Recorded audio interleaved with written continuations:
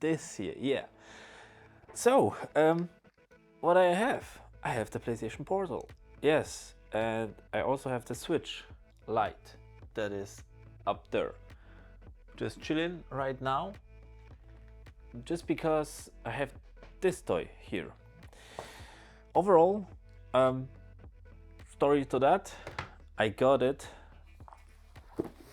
together with a case. It's pretty cool, I have to say. But the only thing that I do not understand is this here. Like, there are no cartridges, so for what is this here? I don't get it, but okay, I don't need to. Maybe it's a little gimmick. It's cool that you can store something here, just close it, but there are like imprints from the joysticks, so yeah. Nothing big. With the Switch Lite, it's almost the same thing, but only almost, because here is also like a mesh, but it's not with a zip, and then this here makes some sense for the Switch Lite because it has cartridges. But with the PlayStation Portal, you stream your games. You already probably know what's about that and like every gimmick of it, because you probably watched also thousands of other videos. But here, it's only my opinion on this thing. I have also watched thousands of videos and how to set this up so it works without any problems, without any flaws. And I have to say that after tweaking my infrastructure here at home, it works without any problem. Currently, I hope you will see this, I'm running on 5 GHz network, and it's separated from my 2.4 GHz because all other devices are running on 2.4, and my PS5 is connected with a cable, obviously, because otherwise I would have some input lag. Right now the latency is only 1 millisecond, so okay, 2. Sometimes it switches between 1 and 2, but I think it's still better than like 50 or even 200, because like I don't see any input lag. Like everything works instantly. Like I move the Joy-Con and it just works. I will show you this in a minute, but overall to this device, it is very comfortable. Like holding this and just chilling like that for more than an hour even is pretty crazy, because with the Switch Lite, back then before I had the grip case, I have the attachments here as well. It wasn't so easy. Like holding this it was sometimes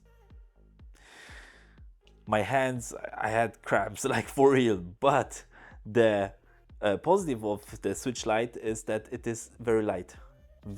Like in comparison to the OLED version, it's extremely lightweight, and thanks to that, the comfort of it was actually great. Just my fingers are probably a little bit too long. But with the Portal,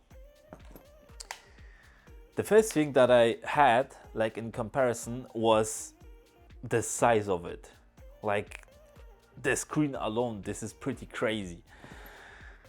And then how it feels in your hands is completely different, because it's like a DualSense with a screen in between, and it is amazing actually because of the ergonomics.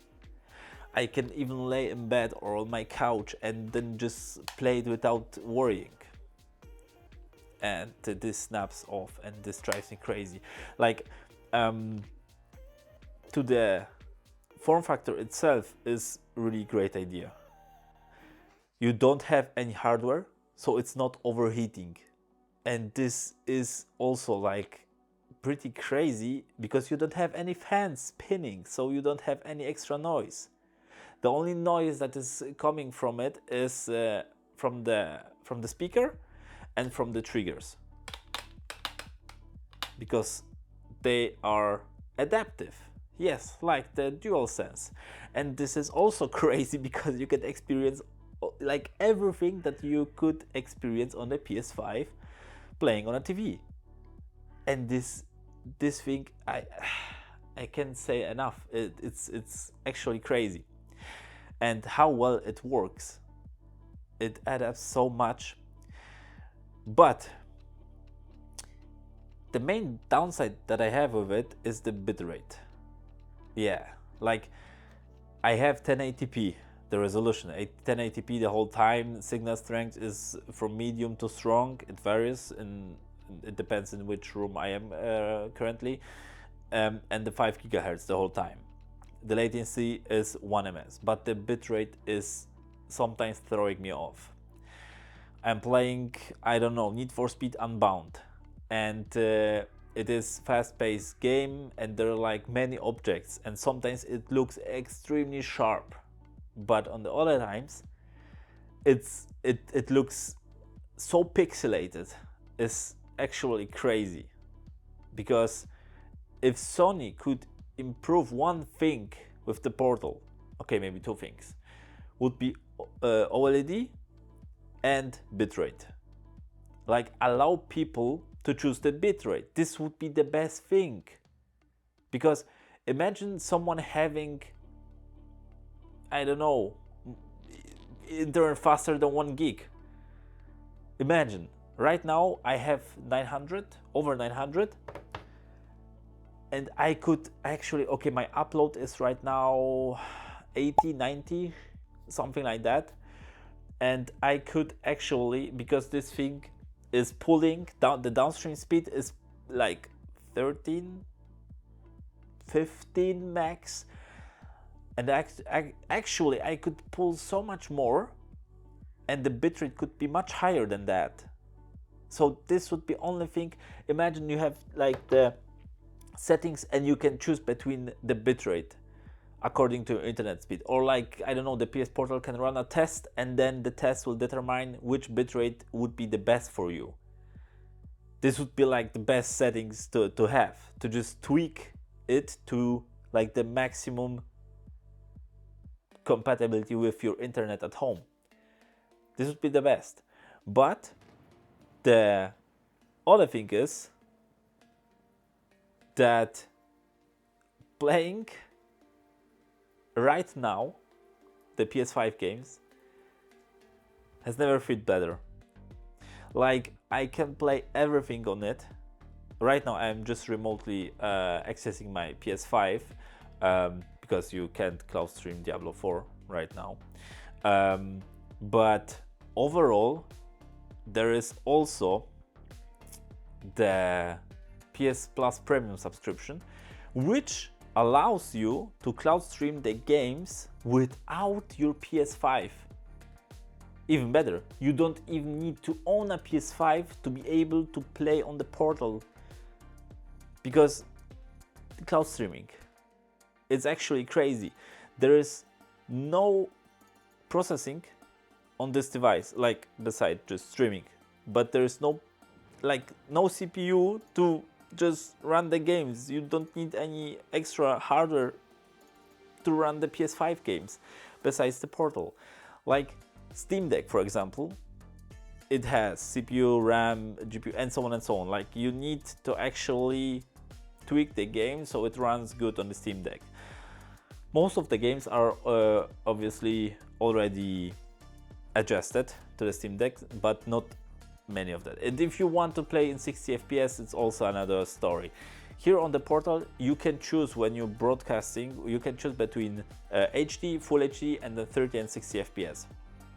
I don't know why, but every time I turn on the Portal, I am broadcasting, I am going into the settings, and then I see that the broadcasting happens in 30 FPS. Every time I'm trying to just like play some game, I'm like, wait, give me a second. I need to check the broadcast settings. And then I see the video quality is at 30 FPS. I don't know why.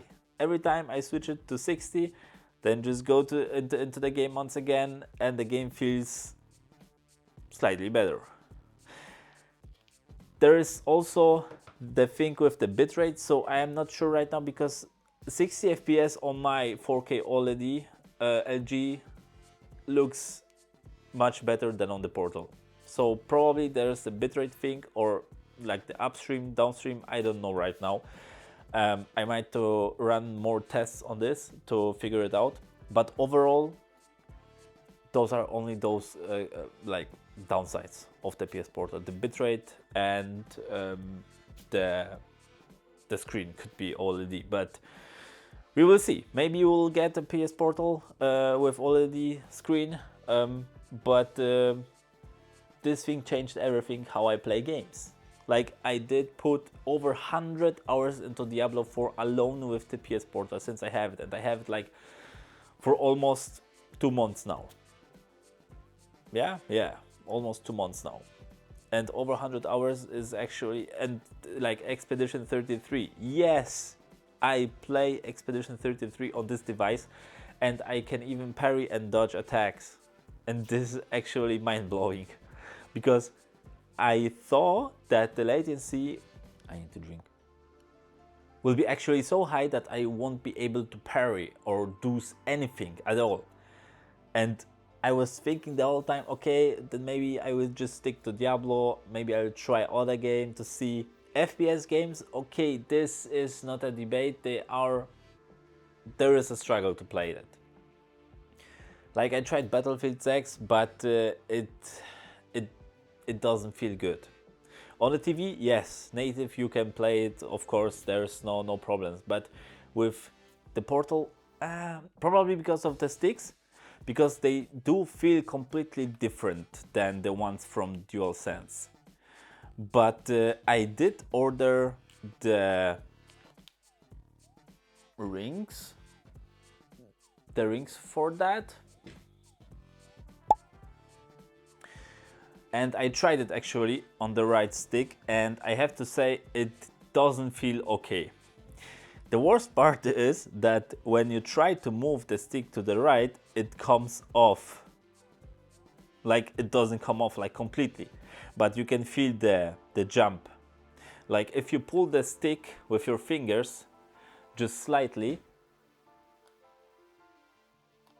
then you can feel how it pops off. And the same with this ring. Like, you can put it on, and then while you move your stick to the right, it will just pop off, and then when you move it back in, it goes back in. And this is disrupting me, like, for real, this is crazy. Because you can even hear, if you don't have headphones or anything, you can feel this pop, pop, pop the whole time. So this drove me crazy, and I was like, okay, I won't play any FPS games, screw it, I will stick to Diablo, and then we'll see which games will work. And I tried Need for Speed Unbound. This is crazy how it works on the Portal. Like, for real, even the bitrate isn't putting me off. Like, sometimes it looks crazy good, and sometimes it looks crazy terrible. But still, I have fun. And I think this is what matters, having fun while playing. And this device here, thanks to this, I can play my PS5 games even at my desk while my console is in the living room, in between my work.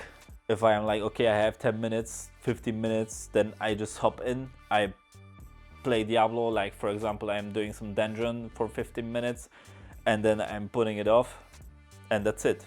The only thing that I would like to have is putting the PlayStation into rest mode when you lock the PlayStation Portal.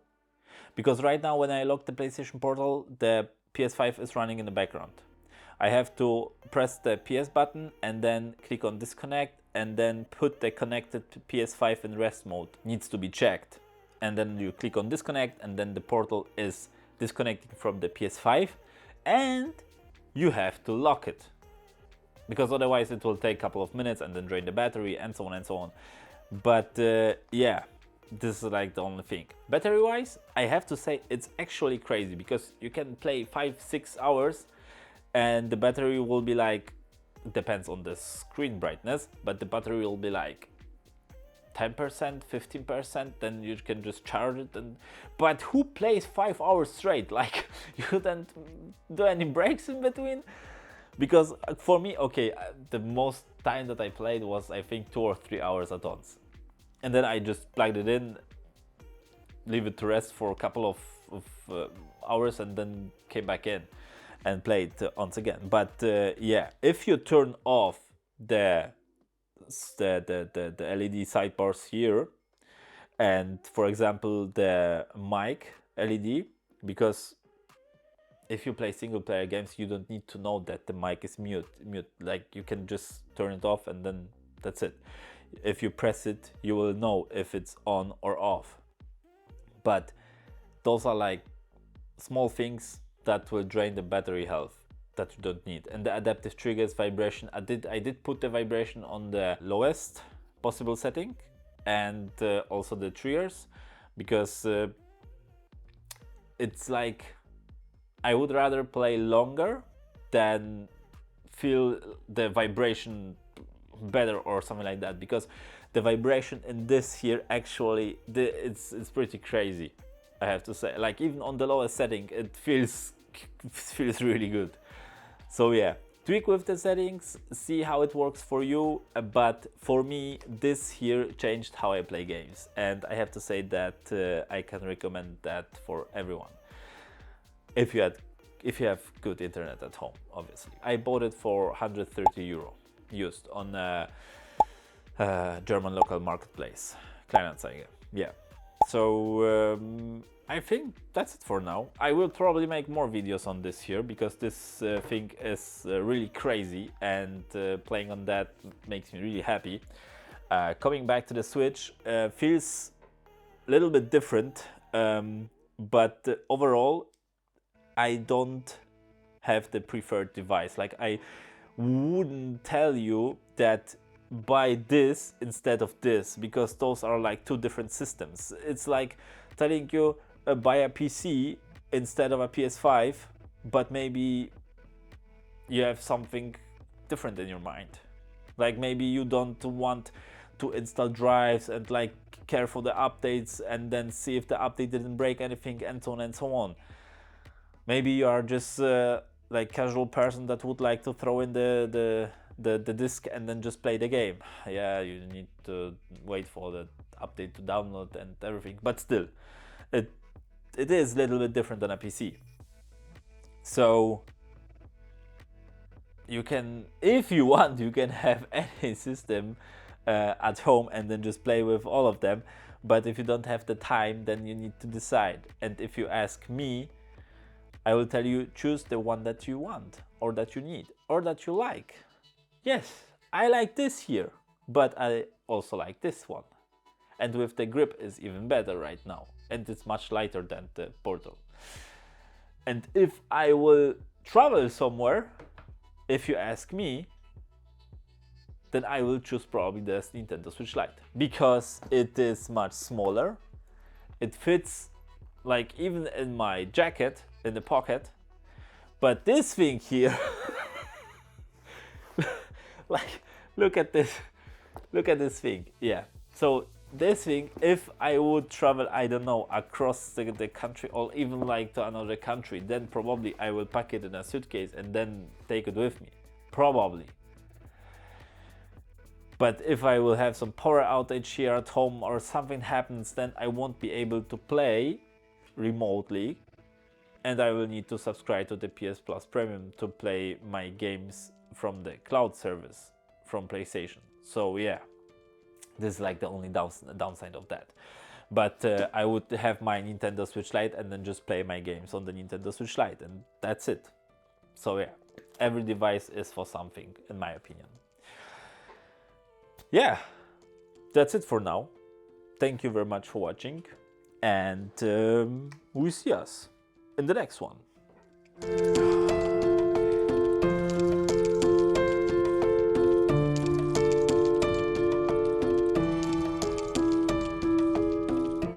Battery, battery,